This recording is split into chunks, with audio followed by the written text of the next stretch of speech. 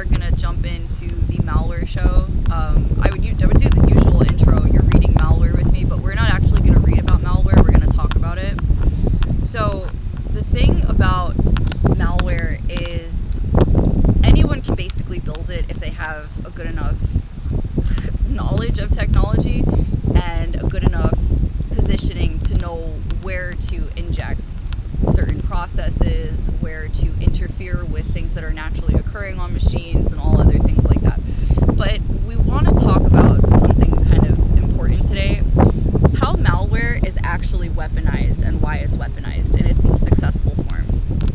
You have a lot of people who use malware just to track people, to follow them around, to stalk them. You have famous cases like Marilyn Manson being accused of using malware to stalk his wife. You have people who have been arrested for stuff like that. You have major underground criminals like Ill Will who have been arrested for using malware to track their own family and stalk them and abuse them and do all sorts of stuff like that.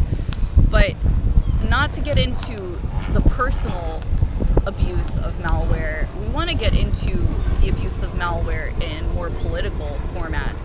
For example, if we're getting into discussions about China and Iran, which is very relevant to the state of affairs today, we're getting into a situation where we're talking about grand-scale technologically based warfare. And it's coming to a head in such a way where institutions who have a very large stronghold on American imports and exports and states of affairs and peace in banking, and also I guess you could say internet real estate through VPSs, rented virtual protocols, and all sorts of domain addresses coming into the light as something that is being abused or has great potential to be abused through what are called APT groups.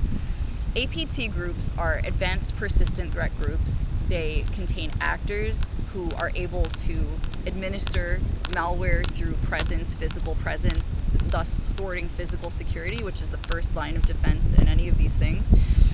We have the actual hackers who are programming the devices, programming the hardware, interjecting software so that it doesn't function properly, causing delays and all sorts of other things like this. And we have the other sides of this where people who are already present in institutions are being hired on to take on responsibilities where the flow of malware into a stream where it can be distributed through legal sources is another facet of how this type of behavior corrupts natural environments. So when I say a natural environment, we're not necessarily talking about nature, like outside, like where we are right now. We're talking about the natural state of business and interaction, exchange. We're talking about the economic facet of what is and what is shown. And what is actually very corruptible compared to what is shown. Because in business, since things are already more or less obfuscated to protect the businesses, it's a business practice that creates, like a front face. It creates a mask so that people who are interested are able to be interested in whatever is being sold, projected, presented, whatever. And then whoever is attempting to attack it has the same flat baseline of presentation to work with. So obviously from an attacker's perspective, they would have a bit more research to do, a bit more work to do in order to attack the mainstream of information through to a product distributed level. Meaning if a product is built by a company and say it's like a software or something, the streamline of where this software is built in its integrity is the attempted attack point. It's the vector for the attack.